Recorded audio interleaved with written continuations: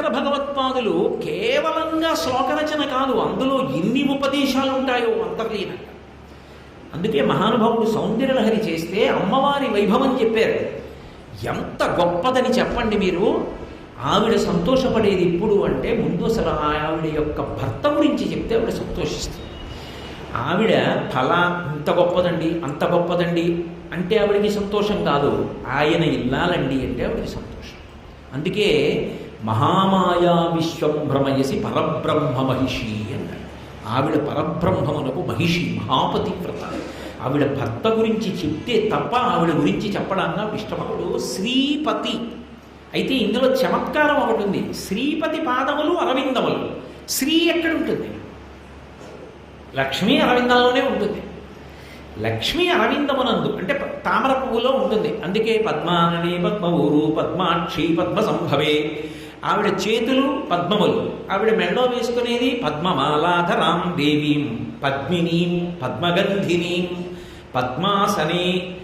ఆవిడ పద్మమునందు కూర్చుంటుంది, శరీరం పద్మగంధంతో ఉంటుంది, అంతా పద్మ సంబంధం. ఆవిడ ఎక్కడున్నా ఇలా పై రెండు చేతుల్లోనూ పద్మాలు పట్టుకుని ఉంటుంది. ఏమిటి ఆ పద్మానికి ఆవిడికి అనుబంధం? పైకి నేను చెప్పడానికి బాగుంటుందేమో కానీ తామర పువ్వులో కూర్చుంటే బాగుంటుందండి, నలిగిపోదు.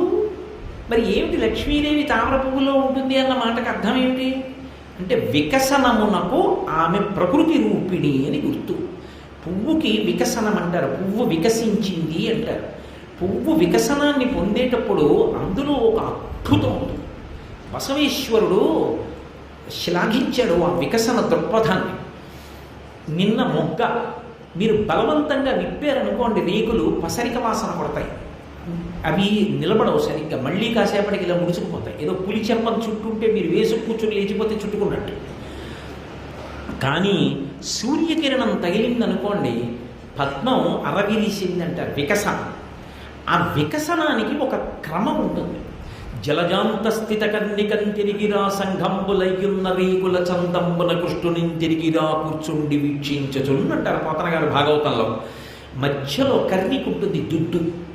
ఆ దుద్దు చుట్టూ రేకులు ఉంటాయి. ఈ రేకులు ఒక క్రమంలో విచ్చుకుంటాయి. ఎంత అందంగా విచ్చుకుంటాయంటే తెల్లవారుజామున మీరు 5 గంటలకి చూసినప్పుడు నేలలో పెట్టినటువంటి బీజము విస్ఫోటనం చెంది అంకురం పైకొస్తుంటే ఎలా ఉంటుందో అలా కొద్దిగా తోవిస్తాయి. లోపల పసుపచ్చటి కేసరములు ఒక్కటే కనపడతాయి, దుద్దు కనపడదు.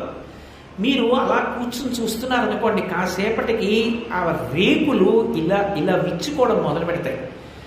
అవి ఏ ఏడో అయ్యేటప్పటికీ ఇలా బాగా విచ్చుకుని చుట్టూ అందమైనటువంటి ఎంత గొప్ప అమరిక కిందో తిరిగిపోతాయి. మధ్యలో దుద్దు మీద చుట్టూ పసుపచ్చటి కేసరాలు ఇలా నించుని ఉంటాయి, దాని మీద పుప్పుడు ఉంటుంది. ఇందులోంచి సహజ సుగంధమారుత వశస్ఫుట శీకరసిక్త మంజరీ మండిత భూరిభూర సమావృతమైన వటంబు నీడ కూర్చుంటే ఖళీన రజ్జువను నొక్కడ నశ్వము కట్టి మూలన్నని ఒక రాజకుమారుణ్ణి వర్ణిస్తారు. అలా అందులోంచి మంచి సుగంధం విరజిమ్ముతుంటుంది. దాని మధ్యలో తేనె ఉంటుంది. ఈ తేనె దానితో కలిసి పుట్టిన కప్పకి పీతకి చాపకి తెలియవు. పక్కన అరణ్యంలో ఉన్న తుమ్మిద ఒక్కదానికే తెలుసు. అదొక్కటే వచ్చి మకరందాన్ని పీలుస్తుంది. బురదలో పుడుతుంది కానీ బురదని తాకదు. సూర్యకిరణం ఉన్నంతసేపు ఉంటుంది. సూర్యాస్తమయం అయిపోతే ఎంత అందంగా ఇలా విచ్చుకుందో అంత చటుక్కుని ఇలా ముడుచుకుని వాలిపోతుంది. అసలు వికసనం ఉన్నదే అందులో అయోమయావస్థ. కానీ ఇది ఇలా ఉండకుండా ఇలా ఉంటే బాగుండని కానీ మీరు అనడానికి కుదరదు. అది వికసనం అంటారు.